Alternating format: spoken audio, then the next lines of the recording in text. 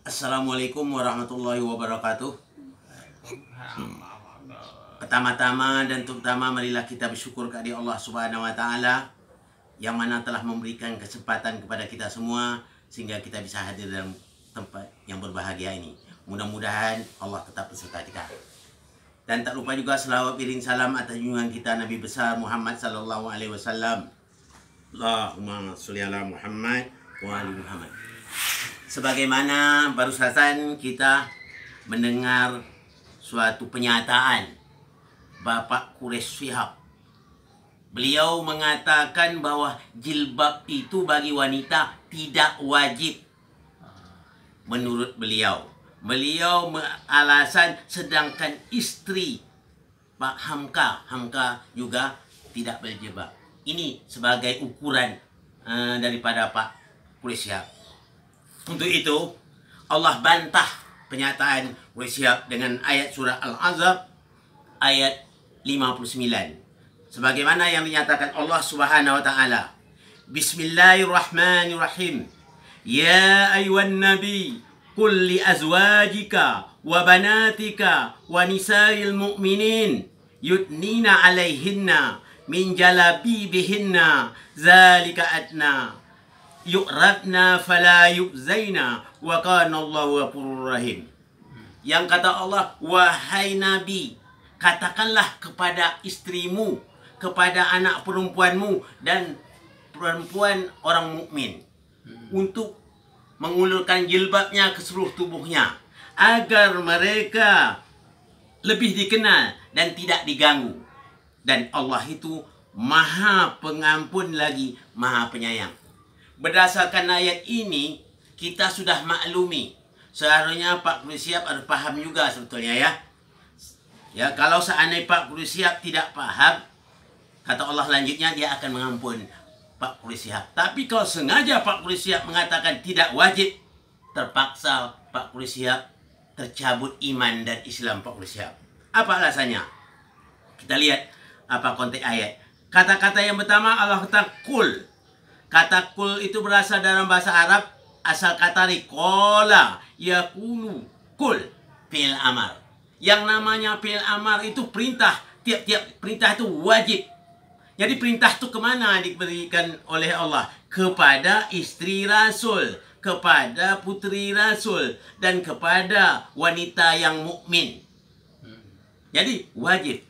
Jadi kalau Pak Quraish Shihab mengatakan itu tidak wajib, berarti Pak Quraish Shihab bertentangan dengan Allah Subhanahu wa taala.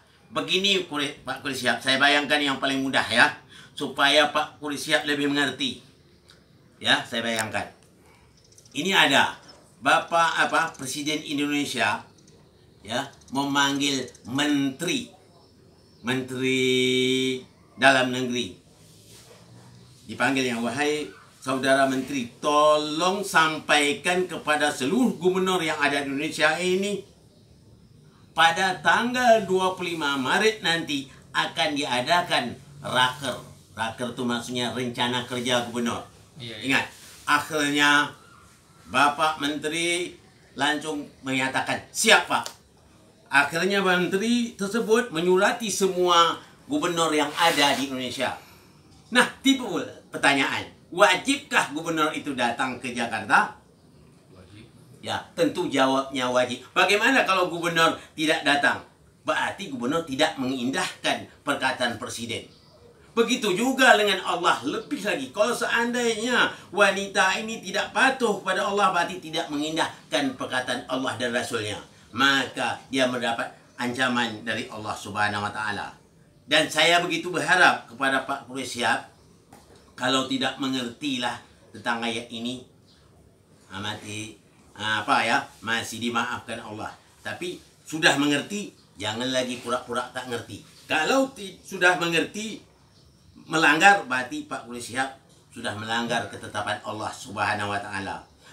Pak Quraish Shihab yang saya hormati, ya, perlu diketahui, kita jadilah kalau Pak Quraish Shihab kan percaya kepada yang nama Imam Syafi'i.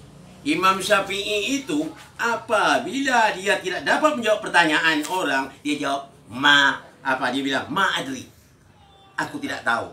Atau kalau di dalam bahasa lain, I don't know. Kalau dalam bahasa kampung sana, ya, ke sana gitu, I don't know katanya. Juga tidak tahu. Kalau dalam orang Jawa bilang, apa? Kulo orang ngerti katanya. Saya tak ngerti ya. Begitulah orang-orang yang benar. Pak Kuri Siap yang baik hati saya pandang, tolonglah Pak Kuri Siap, jangan merasa malu kalau Pak Kuri Siap tidak tahu.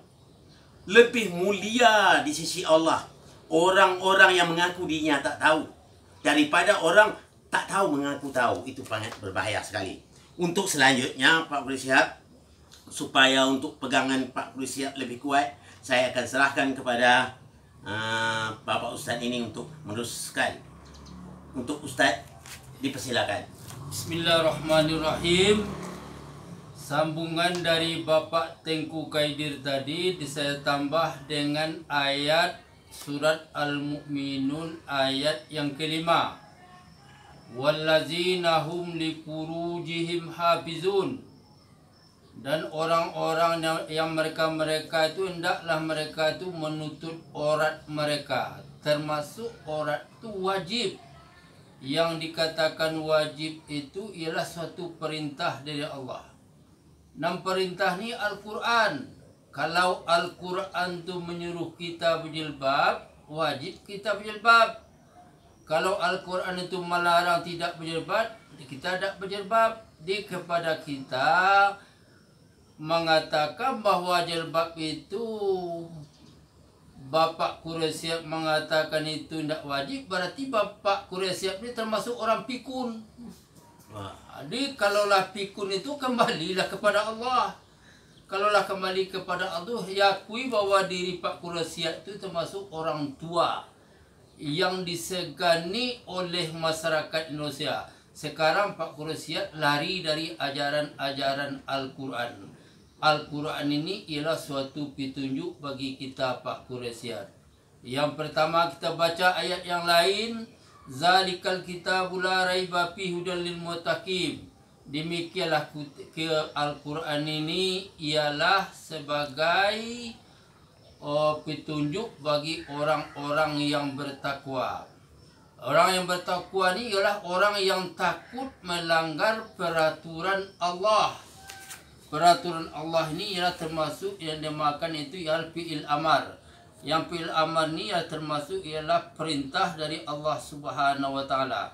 Di kepada kita Pak Quraisyab, mari kita kembalikan diri kita kepada Al-Quran. Jangan contoh-contoh kepada manusia yang banyak. Jadikanlah Al-Quran itu sebagai contoh kita. Jadikanlah Al-Quran itu sebagai petunjuk bagi kita. Jadikanlah Al-Quran itu sebagai obat bagi kita.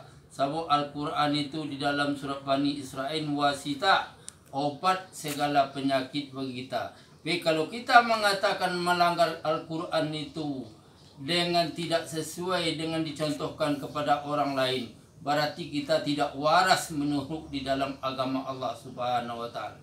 Demikianlah yang saya tambahkan sedikit. Mudah-mudahan orang yang memperhatikan ini, yang membaca ini akan bermanfaat kepada kita semuanya. Atau kepada ibu-ibu yang tahu yang pakai jilbab, jangan dikatakan jilbab itu dengan sunnah dan lain. Wajib kita melaksanakan kepada ibu-ibu yang demikian. Demikianlah, lebih dan kurang. Tidak ada maaf. Assalamualaikum warahmatullahi wabarakatuh. Waalaikumsalam warahmatullahi wabarakatuh. Mantap.